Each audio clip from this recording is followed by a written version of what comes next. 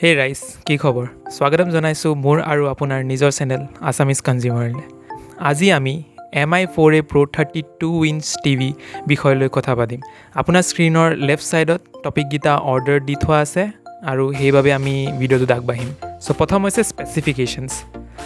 স্পেচিফিকেশ্যনছ ক'বলৈ গ'লে এইটো মডেল হৈছে MI4A Pro 32 inch HD ready LED smart Android TV. লগত আপুনি 1 year ৱাৰেণ্টিও পাব। বহুত মানুহবোৰৰ ডাউট থাকে ৱাৰেণ্টিটো অনলাইনৰ পৰা দিলে অনলাইন বস্তুবোৰত ৱাৰেণ্টি পায় নে নাপায়। ইয়াত যেতিয়া আপুনি টিভিটো অনলাইন পাৰচেছ কৰিব তেতিয়া লগতে আপুনি ইনভইচ এটা পাব, মানে ডেলিভাৰ হোৱাৰ পিছত। সেই ইনভইচটো আপোনাৰ PDF ফৰ্মেটত পায়, সেইটো আপুনি ডাউনলোড কৰিলে হৈ যাব। সেইটো যেনেকৈ স্ক্ৰীণত দেখিছে ইয়াত ডাউনলোড কৰিব।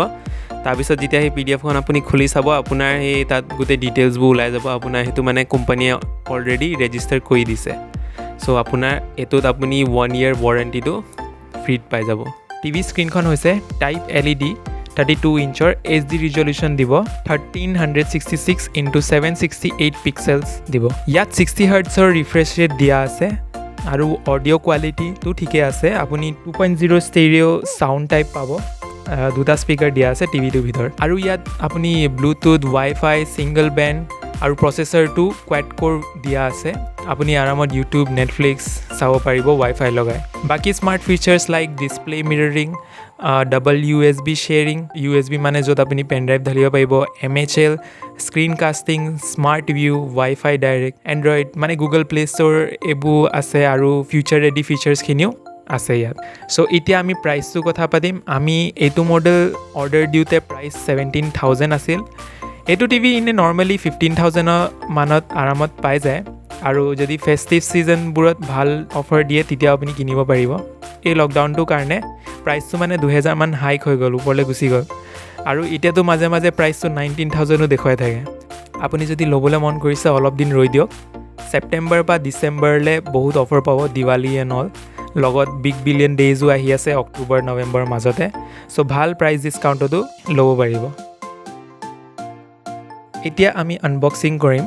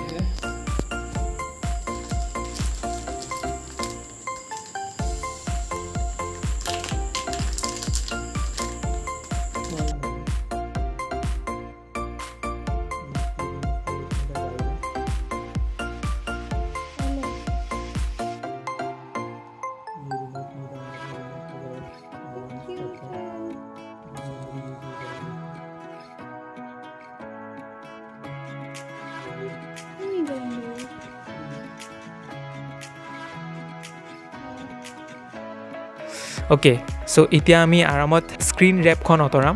এইটোত এটা মানে বেলেগ লেভেলৰ ছেটিছফেকশ্যন আছে, কৈছোঁ নহয়।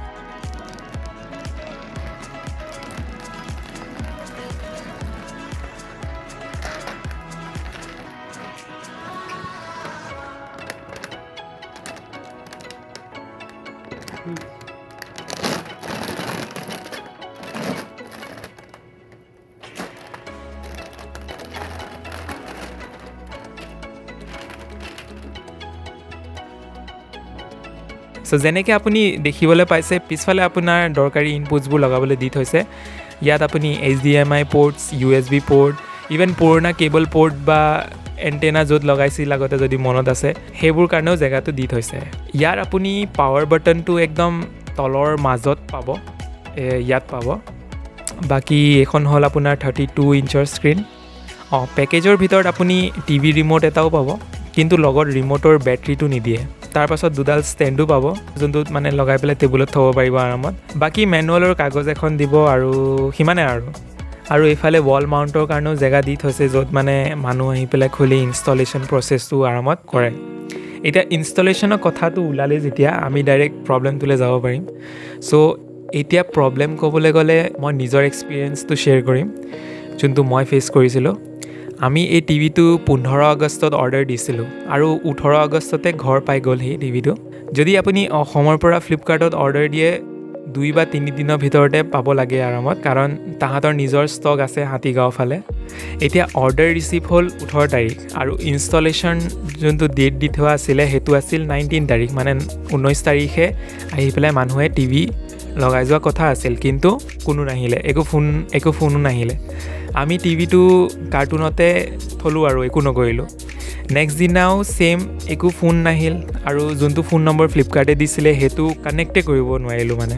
চ' ৰৈ আমনি লাগিল আৰু মই মানে নিজেই টিভিটো খুলি উইদাউট ষ্টেণ্ড ৰাখি অন কৰিলোঁ আৰু টিভি অন কৰোঁতে আপুনি দুটা অপশ্যন পায় এটা হৈছে এণ্ড্ৰইড ইণ্টাৰফেচ আৰু এটা হৈছে MI ভাগৰ নিজৰ এটা ইণ্টাৰফেচ চ' মই এণ্ড্ৰইডটো চুজ কৰিলোঁ দেন কেবুলৰ আমাৰ মানে কেবল আছে চ' কেবলৰ যোনটো ছেটআপ বক্স আছে সেইটো মই কানেক্ট কৰি দিলোঁ একো নাই বছ এই ৰঙা বগা আৰু হালধীয়া কেবুলকেইটা এই ছেইম কালাৰৰ ইনপুটছকেইটাত ভৰাই দিলে হৈ গ'ল কিন্তু মই ষ্টেণ্ডটো লগাব নোৱাৰিলোঁ টিভি জাষ্ট এনেই থিয় কৰাই অন কৰি থৈ দিছিলোঁ আৰু যোনটো মই কাকো ছাজেষ্ট নকৰোঁ এইটো আপুনি নকৰিব আৰু যদি ৱাল মাউণ্ট কৰিব বিচাৰিছে তেতিয়া আপুনি 400 টকা এক্সট্ৰা দিব লাগিব তাহাঁতৰ যেতিয়া ইনষ্টল কৰিবলৈ মানুহ আহিব চ' এইটো আপুনি তাহাঁতক দিয়াই বেছি ভাল হ'ব কাৰণ এইটো মানে ৰিস্ক এটা থাকে ন এই ৱাল মাউণ্ট খুলি পেলাই এইবোৰ ড্ৰিল চিল কৰা চ' সেইটো আপুনি তাহাঁতৰ ওপৰত এৰিলে বেছি ভাল হ'ব চ' ফাইনেলি 23 আগষ্টত ইঞ্জিনিয়াৰ দুজন ওলালে মই যেনেকৈ কৈ আছিলোঁ 19 তাৰিখে অহা কথা আছিল আৰু এহাঁতি ফাইনেলি 23 আগষ্টত আহিলে আৰু টিভি ষ্টেণ্ডডাল লগাই পেলাই মানে ফ্ৰীতে লগাই থৈ গ'ল আৰু বাকী টিভি ফিচাৰ্ছবোৰ বুজালে আৰু তাহাঁতৰ কথা বতৰাবোৰো ভাল আছিল আৰু যদি কিবা প্ৰব্লেম হয় ডাইৰেক্ট ফোন নম্বৰটো দি থৈ গৈছে ফোন কৰিলে তাহাঁতি আহি যাব চ' ষ্টেণ্ডডাল লগা পাছতহে আমি মানে শান্তি পালোঁ আৰু টিভিটো মানে পৰি যোৱা চান্স এটা ভয় লাগি থাকে ন নতুন টিভি হয় পৰি যাব আজৰাই থৈছোঁ চ' সেইটো মানে টেনশ্যনটো গুচি গ'ল এতিয়া নপৰে আৰু প্ৰব্লেম ক'বলৈ গ'লে টিভি বিল কোৱালিটিটো অলপ মই ল' পালোঁ পাছফালে যোনটো মানে প্লাষ্টিক ইউজ হৈছে একদম পাতল হয় মানে যদি আপোনাৰ টিভিটো যদি ওপৰৰ পৰা বাই চান্স পৰি যায় ডাইৰেক্ট পাৰ্টিশ্যন হৈ যাব আৰু সেইটো পাৰ্টিশ্যন আপোনাৰ ৱাৰেণ্টিও বচাব নোৱাৰিব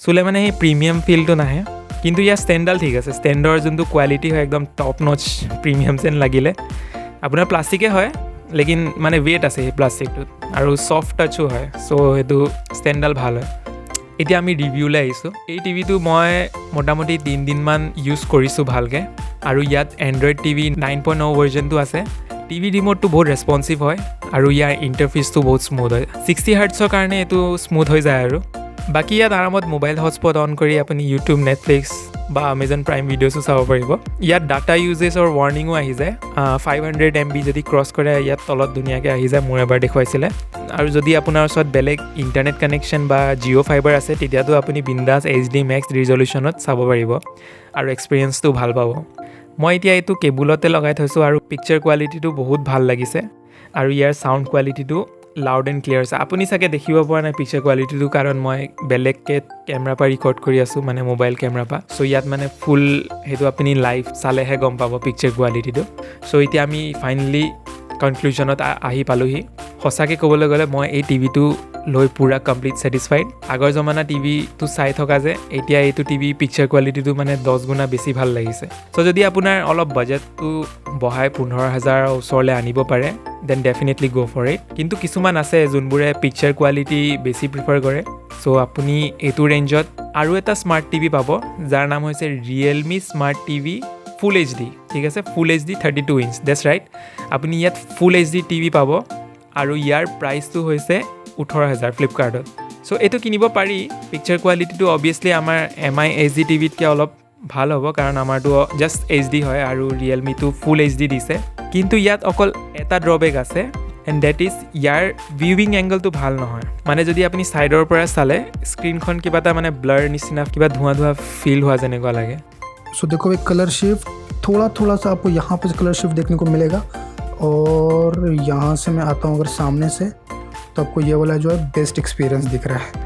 वैसे कि ये आपको एक नॉर्मल सी चीज़ है कि आपको टीवी जितने भी सामने से देखोगे उतना तगड़ा देखेगा, लेकिन मैं जैसे जैसे आप कोने से देखना शुरू करते हो कलर शिफ्ट होता है इसका। আনলেছ আপুনি টিভিটো লগাই পেলাই একদম চিধা চিধি ফিক্স পজিশ্যনত বহি চাব পাৰিব, দেন গ' ফৰ ইট, ঠিক আছে, একো প্ৰব্লেম নাই। আদাৰৱাইজ যদি ফেমিলিৰ কাৰণে টিভি লাগে, MI স্মাৰ্ট টিভিটোৱে ঠিক আছে, সেইটোকে ল'ব। আৰামত ৰুমৰ চুকে কাৰণে থিয় হৈ বহি বা শুই যেনেকৈও চাই আপুনি আৰামত চাব পাৰিব। চ' ৰাইজ আজিৰ কাৰণে ইমানে। যদি আগলৈ কিবা টিভিটোত প্ৰব্লেম ওলালে মই নিশ্চয় জনাম।